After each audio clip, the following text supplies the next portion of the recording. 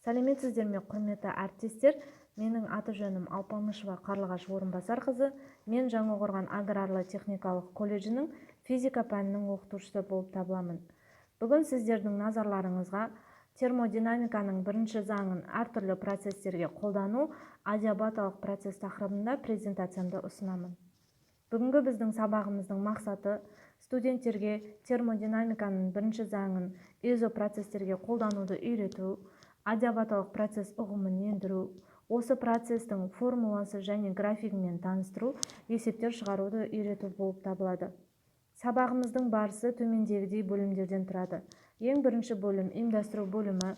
Бұл бөлімде студенттермен сәлемдесеміз, түгелдейміз және назарын сабаққа аударамыз.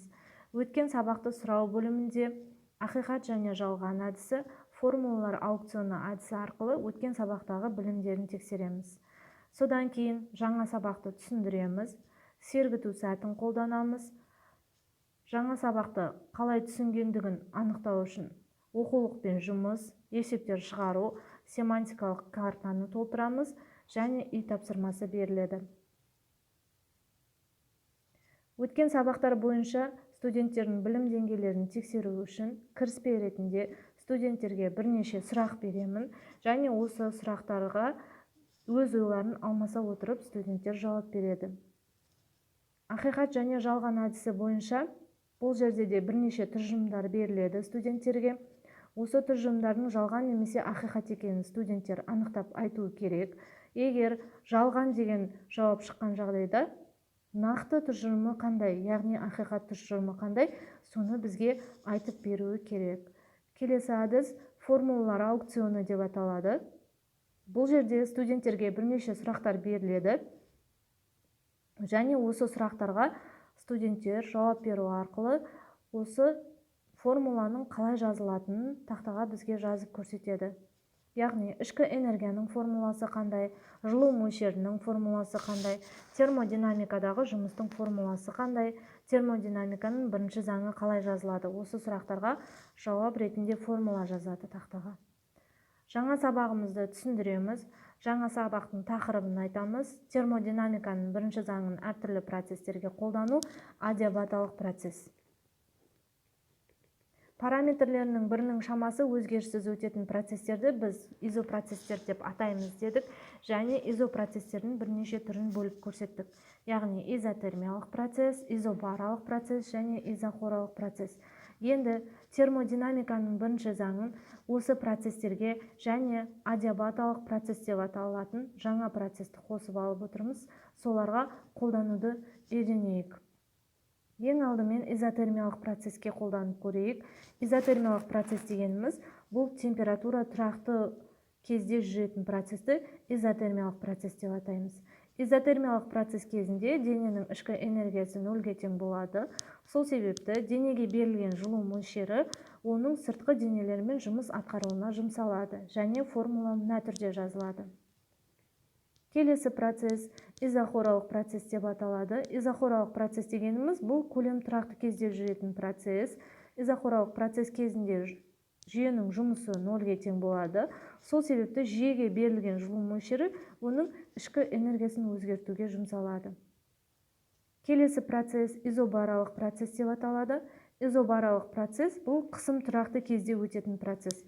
Изобаралық процесс кезінде жүйеге берілген жылу мөлшері оның ішкі энергиясын өзгертуге және сыртқы денелермен жұмыс жасауына жұмсалады екен. Жылудан оқшауланған жүйеде өтетін процесті біз адиабаталық процесс деп атаймыз. Адиабаталық процестің мысалы ретінде велосипед камерасын, ауа оттығын, дизель қозғалтқышы мен жер атмосферасын мысал ретінде және де тағы сол сияқты нәрселерді мысал ретінде келтіруімізге болады екен. Адиабаталық процестің өзінің өту шарттары бар. Яғни жүйе жылу өткізбейтін қабықшада тұруы керек. Дюар ыдысында немесе термостарда процесс өте тез өтуі тиіс. Яғни сол кезде жылу қоршаған ортаға беріліп үлгермейді. Және процесс газдың үлкен көлемінде өтуі тиіс. Мысалы атмосферада. Сонда газ параметрлерінің жеке дара кішігірім облыстарындағы өзгеру процестің өтуіне жалпы әрекетін өзінің ықпалын тигізе алмайды. Жаңа айтып өткенімізде адиабаталық процесс сыртқы ортамен жылу алмаспай жүретін процесс. Яғни Q тең 0-ге болса, дененің ішкі энергиясының есебінен дене сыртқы басқа денелермен жұмыс атқара алады екен. Адиабаталық процесті сипаттайтын теңдеуді біз Пуассон теңдеуі деп атаймыз. Және адиабаталық процесті сипаттайтын графикті адиабата деп атаймыз. Пуассон теңдеуі қысым көбейтілген көлемнің гамма дәрежесі, бұл тең константа, яғни ПВ гамма тең константа. Адиабата дегеніміз изотермаға ұқсас болады, яғни график, бірақ одан өзгеше болады. Нақты осы өтілген сабақты, яғни адиабаталық процесс туралы жаңа ұғымдарды бекіту үшін мына жерде студенттерге видеоролик көрсетіледі. Яғни адиабаталық ұлғаю және адиабаталық сығылу жайлы видеоролик көрсетіледі. Осыдан кейін студенттерге кесте беріледі. Бұл кестеде барлық формулалар жазылған, ұлғаюдың, сығылудың формулалары және осы 4 процеске арналған формулалар жазылған кесте беріледі. Сабағымыздың келесі бөлімі сергіту сәті деп аталады. Сергіту сәтінде студенттерге бірнеше жұмбақтар жасырылады. Осы жұмбақтардың жауабын студенттер бізге тауып, қазақ, орыс, ағылшын тілінде айту керек. Мысалы, бірінші жұмбақ тар шеңберді айналып, тұрқыдықта байланып, қаға берер таңдайды, әдетінен танбайды. Яғни бұл сағат, дәл сол сияқты бірнеше жұмбақтар бар. Келесі жұмбақтың жауабы күш, сила, стрендж ағылшынша. Келесі жаңағы сұрағымыз бұл энергия деп аталынады жауабы. Энергия, энерджи. Келесі жұмбақтың жауабы сызғыш, линейка, рулер. Келесі сұрақтың жауабы мұз, лед, айс. Келесі сұрағымыз күн, солнце, сан. Және де біздің соңғы сұрағымыз масса, мәс болады екен. Енді өткен сабақты бекіту үшін мен бірнеше бөлімдерді бөліп алдым. Яғни алдымен студенттер оқулықпен жұмыс жасайды, конверттегі есептерді шығарады және семантикалық картаны толтырады. Оқулықпен жұмыс бұл жұптық жұмыс болып табылады. Яғни студенттерге бұл жерде адиабаталық процесс тақырыбын оқуды ұсынамын және төмендегі сұрақтарға жауап беруін өтінемін. Бұл сұрақтарға жауапты студенттер жұптаса отыра табады және өзара талқылау арқылы білімдерін одан әрмен толықтырады. Келесі тапсырма бұл конверттегі есептер деп аталады. Бұл да жұптық жұмыстың бір түрі болып табылады.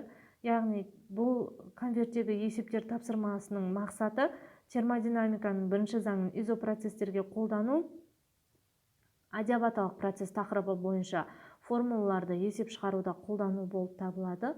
Бұл жерде 5 түрлі конверт дайындадым. Осы конверттердің әрқайсысының ішінде 2 есептен бар.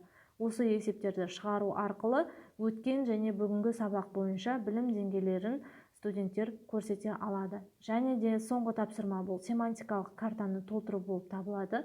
Мына жерде келтірілген сұрақтардың қиылысына плюс таңбасын қойып, осы картаны маған толтырып береді.